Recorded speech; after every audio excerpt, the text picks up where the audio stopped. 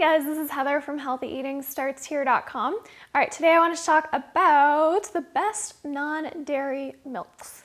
I like any kind of non-dairy milk, whether it's soy, almond, rice, hemp, oat, quinoa, whatever, as long as there aren't unhealthy things added to the milk. So things like refined sugars are often used to sweeten the milk and make it taste good, so you drink lots of it. And that's true of dairy milk as well as plant-based milks.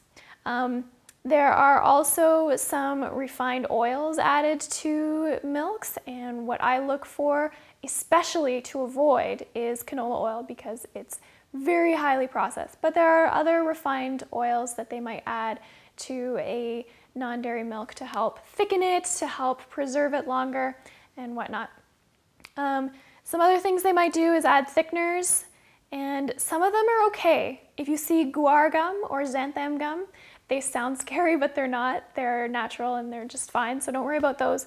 But there are other thickeners, and usually they have chemical sounding names, things you can't pronounce. So like xanthan gum is confusing because you might not know how to pronounce it, but it's okay. But for the most part, if you don't recognize something, then try steering clear of it until you can look it up and see what it is. And then a lot of them also add salt for flavor and preservatives to help it last longer. So just look at the ingredients on whatever milk you're buying and try to find one that doesn't have too much added to it. Okay, so here is some rice milk that someone picked up recently that I found in the cupboard. And if I was in the store, all I would do is pick this up, take a look at the side, and read the ingredients. Filtered water, organic brown rice, organic high oleic safflower and or sunflower oil. That's the only ingredient that I'd be a little bit iffy on because those oils do tend to be refined, but not the end of the world, especially if I don't drink too much on a regular basis. Sea salt, and then various vitamins and minerals. So this one's pretty good. You can also check out the nutrition facts. What I look for is the amount of sugar. So this one has 10 grams of sugar per cup, which is pretty good considering. So nutritionally, I mostly think about what's been added to the milk. And other than that, they're all very similar, and they're all gonna be just a diluted form of whatever food was used to make that milk. So for instance, almond milk is gonna have some protein, it's gonna have some healthy fats, it's gonna have some vitamin E, and then sometimes they fortify milks with added vitamins or minerals. They do that to non-dairy milks. They also do that to cow's milk. Cow's milk does not have any natural vitamin D. It's all added. So those are pretty much on par. Mainly what I differentiate the milks on is their taste.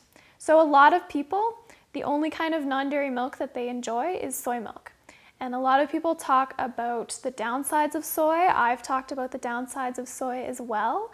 And I do usually have fermented soy whenever I do, and soy milk gives me terrible gas.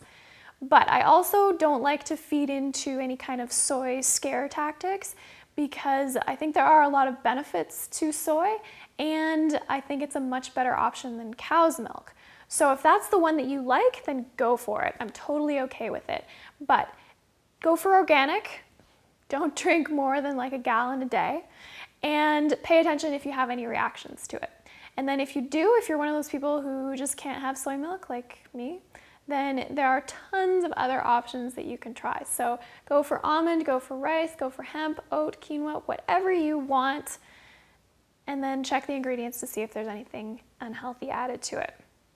Oh, coconut is another one that's becoming a lot bigger. It used to be you'd only get coconut milk in the cans and it would be like full fat coconut milk, but now they're making it into a drink, so it's thinner and it's more appropriate for having on your cereal. You can also make your own milk, and I have a video that I posted a while back about making homemade rice milk, which has gotten a lot of views and a lot of questions to go along with it. So I thought today I would answer some of your questions from that video. One of the main ones is how to cook the rice. So in the video I talk about cooking rice in a lot of water for a long time.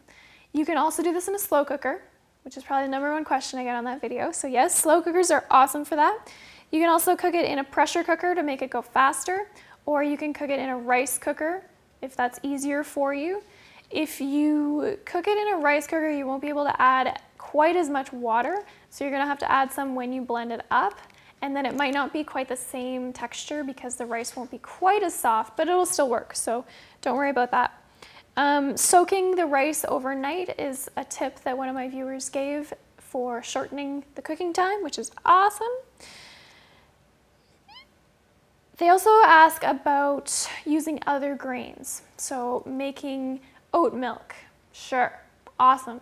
You can just use steel cut oats or rolled oats, and you basically just cook them for a long time until they're super, super soft, blend them up, and strain out the fiber. That's all there is to making your own homemade milks. You could also do that with beans if you wanted to. You could use canned beans, or you can cook your own, and then just, again, use a lot of water till they're super, super soft, blend them up, strain out the fiber. Same thing with almonds.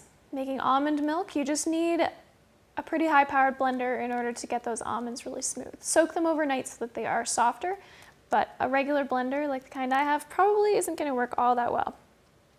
And then flavoring your own milks, you can use vanilla, you can use stevia to sweeten, or you can use an unrefined sweetener, so you can make your own very healthy, very tasty milk.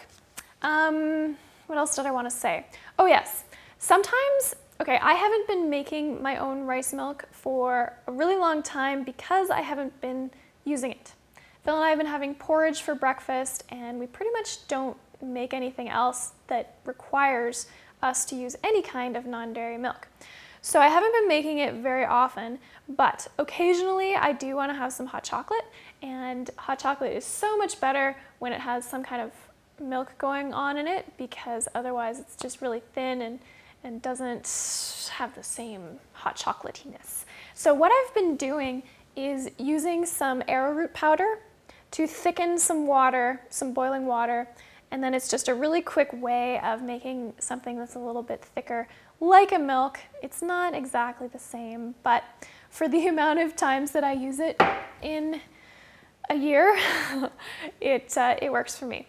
So I think that's all I want to say about non-dairy milks. So I hope you all enjoyed that, learned something. You can check out my other video on homemade milk, and I will post lots more thoughts in the article that I will link to underneath this video.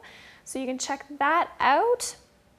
And yeah, that's it for me today. Be sure to subscribe so you can keep up on all my new videos, and I will see you again sometime soon.